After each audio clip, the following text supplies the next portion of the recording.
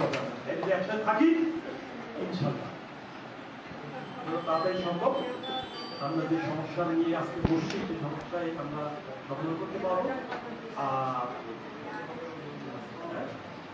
আর যে কথাটার জন্য আজকে আমরা আলোচনা আসছি সেটা আমরা আলোচনা শুরু আগে আমি নির্বাচনে আলোচনা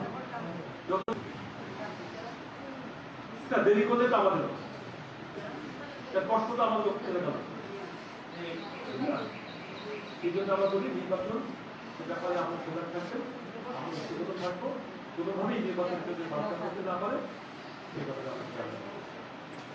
আমি এই পর্যন্ত শেষ করলাম। আমরা আজকে মূলত যে ধরনের ডাকা এবং যেখানে আমাদের ডাকুন সবাই কিন্তু বসেছে যে এলাকা থেকে কিভাবে আমরা মাদক নিই, এই মাদককে কিভাবে এলাকা থেকে আমরা বিদায় করতে পারি সেই ব্যাপারে আমরা মতামত শুনবো। শোনার পরে কি কি পদক্ষেপ আমরা নিতে পারি এটা প্রশাসনের কাছে আমরা দাবি জানাবো, নাকি প্রশাসনকে আমরা কিভাবে পেশাজীব করবো সেই ব্যাপারে আমরা এখানে আলোচনা করবো। এবং আপনাদের সব নিজেদের সিদ্ধান্ত নেই, সিদ্ধান্তের সাথে আমি আছি ইনশাআল্লাহ। এখন অনেকে মনে করতে পারে যে একটা ধরে আসতে হবে আমাদের এখানে আছে যদিও আপনাদের লোক কিন্তু আমাদের এখানে আমাদের গাইবে আছে, এখানে আমাদের আছে, এখানে আমাদের হচ্ছে ইয়ে কি হ্যাঁ রিপন আছে, এখানে শিমুল আছে, এরা সব আমাদের দলের নেতা। হ্যাঁ, এরা সুযোগ পাইলেই একটা কথা বলে বসে, ফুট করে বলে বসে, পরিবেশ বুঝে না। এই যে এখানে আসছে স্লোগান দিয়ে বসছে।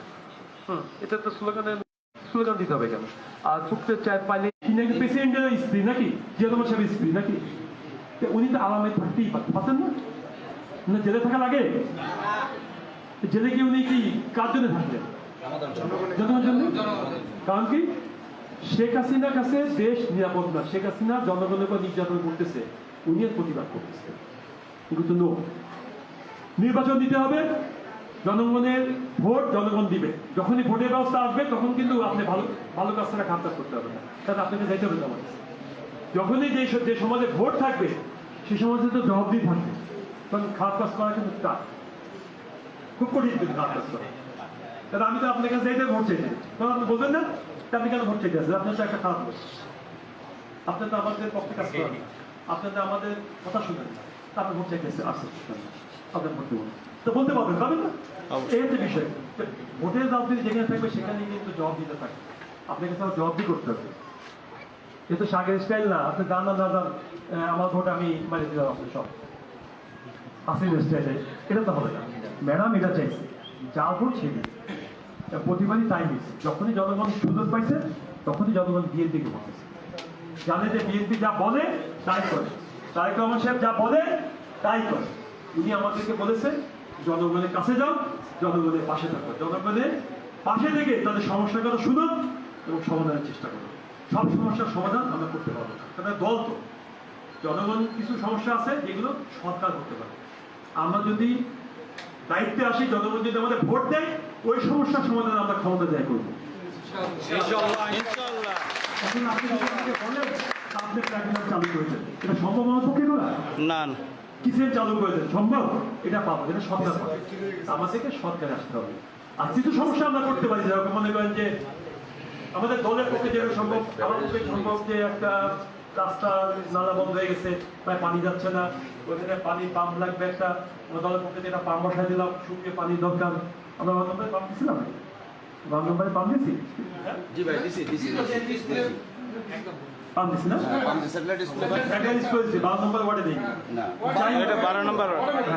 যেখানে পানি লাগবে সেখানে পানি ব্যবস্থা করবো। যেখানে মনে করেন যে কোনো আমাদের কি অসুস্থ হয়ে গেল, আমাদের ওদের পক্ষ থেকে যেটুকু পারি আমরা সাহায্য করবো। কোনো বাচ্চা স্কুলে যেতে পারতেছে না, বই শিখতে পারতেছে না, সাহায্য করি আমরা সব। এই টাইপে যা যা আমাদের পক্ষে সম্ভব, একটা মানুষের পক্ষে যেটুকু সম্ভব সেটুকু আমরা করছি এবং করে যাচ্ছি। এটা আমরা আগে করেছি, এখনো করছি, আগামীতেও করছি। হ্যাঁ, কিন্তু যেটা বড় কাজ, যেটা সরকার লাগে সেটা সরকার করবে।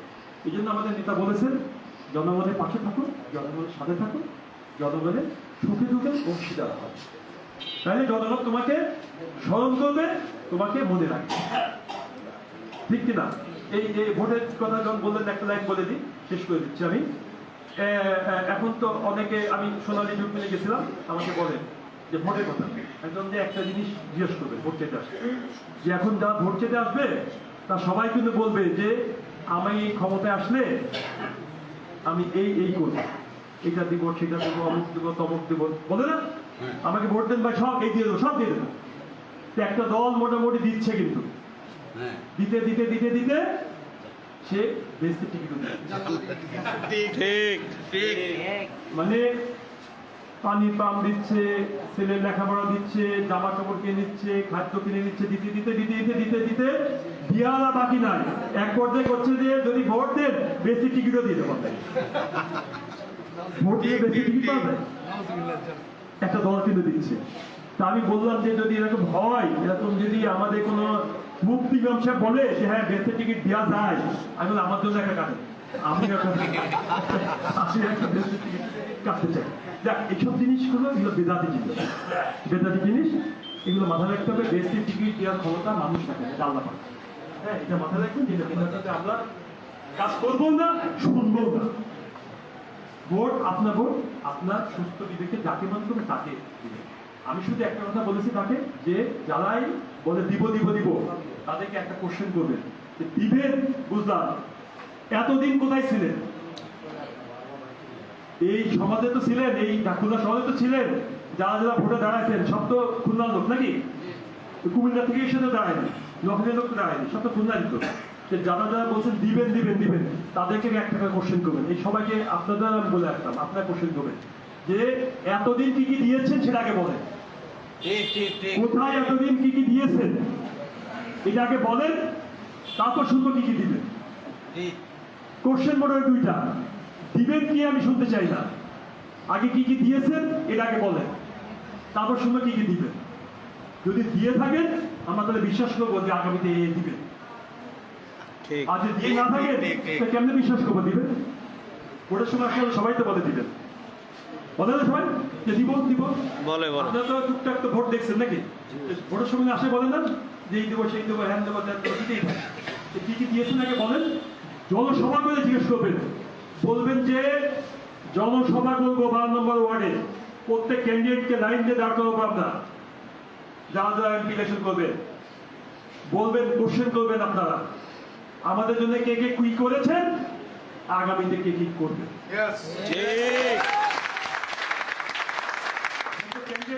দিবেন লাইন দিয়ে, যেই চেকে ভোট চেতে আসবে বলবেন যে ঠিক আছে বাড়ি বাড়ি আসতে হবে না, আমরা ডেট দেবো, একদিন মাঠের মধ্যে ডেট দেবো, স্টেজ বানায় ফেলবো, সব জনগণ সামনে বসায় দিব, মাইক থাকবে সব জনগণের হাতে, সবাই আপনার দাঁড়ায় থাকবেন, আমরা কোশ্চেন তো উত্তর দিবেন, কোশ্চেন তো উত্তর দিবেন। যে আমাদেরকে সন্তুষ্ট করতে পারবেন তাকে পাবো ইনশাআল্লাহ। এটাই তো ঠিক নাকি? পিছনে গলি দিয়ে, চিপা দিয়ে, অমুক দিয়ে, তমুক দিয়ে, এই দিয়ে ভোট যদি কেউ নিয়েও যায় আপনাদের লাভ হবে। কোনোভাবে যদি বিভ্রান্ত করে ভোট নিয়ে যায়, এই সমাজের কিন্তু উন্নতি হবে না। এইভাবে ভোট নিলে আপনাদের, কারণ 2 দিন পরে যেটা এমপি হবে সে কিন্তু যে এইভাবে ভোট নিবে সে কিন্তু আর আপনার সামনে আসবে না, সে ওইভাবে চলে যাবে।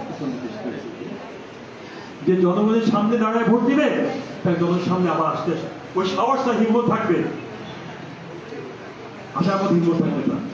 সুতরাং বিভ্রান্ত করে চিপা দিয়ে কেউ ভোট নিয়ে যাবে, নিতে পারে, একটা লোকের গাড়ি আর দিয়ে পুরস্কার দিয়ে দিতে পারে, আপনারাও দিয়ে ফেলবেন, আমি জানি অনেকে আসতে দিয়ে ফেলবেন। এই ভোট দেবো লাভ হবে, এই ভোট দিলে লস হবে।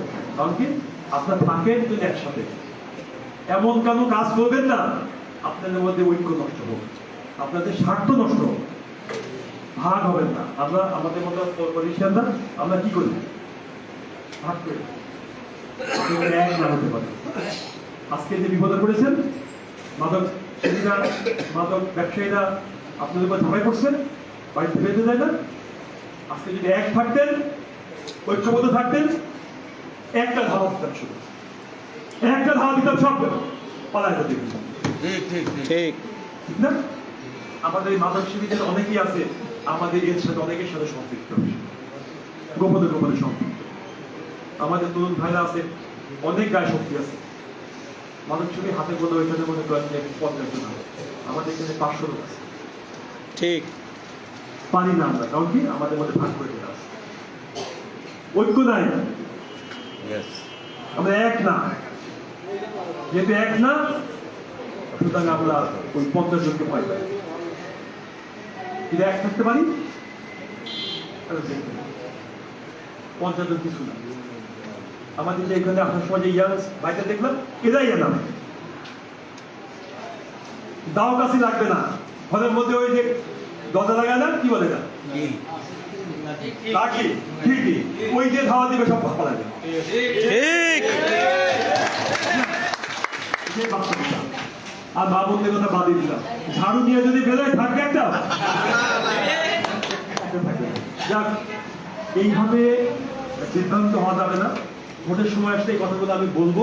ভোটের সময় আসলে যদি আমি নমস্কার পাই, আমি এলাকায় যে মাইক লাগায় ঘোষণা দিয়ে বলবো কাকে ভোট দিবেন কাকে দিবেন না। এখন আসলাম হচ্ছে আমরা আজকের এই আলোচনায়, আমাদের আছে, হ্যাঁ, আমাদের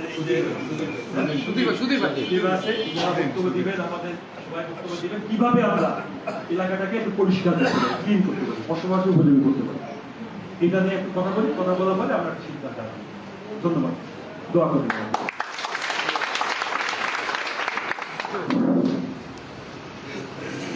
ধন্যবাদ আমাদের সত্য নেতা আমাদের মাঝে এসে আমাদের সাথে দুটা কথা বলে আমাদেরকে মন জয় করেছেন। এখন যেহেতু উনি বলেছেন যে ক্যাম্প থেকে কিছু বলার জন্য আমি লোকে আজকে এখানে উপস্থিত হলেন আমাদের পুরো মহানগর